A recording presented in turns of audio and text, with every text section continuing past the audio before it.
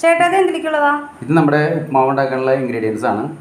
നല്ല നൈസായിട്ട് അരിഞ്ഞിട്ടുള്ള സവാള, അതുപോലെ തന്നെ നൈസായിട്ട് അരിഞ്ഞിട്ടുള്ള ക്യാരറ്റ്, അതുപോലെ വളരെ നൈസായിട്ട് അരിഞ്ഞിട്ടുള്ള ഇഞ്ചി, പിന്നെ കുറച്ച് കറിവേപ്പില, വറ്റൽമുളക്, കടുക്.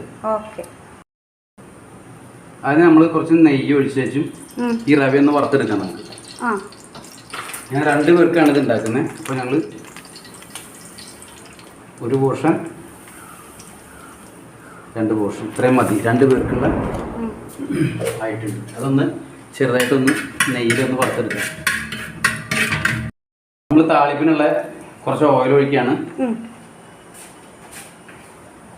ആദ്യം നമ്മൾ ആ കടുക് ഇട്ടു പൊട്ടിക്കാനായിട്ട്. അതിൻ്റെ കൂടെ വറ്റൽമുളകും കറിവേപ്പില ഇട്ട്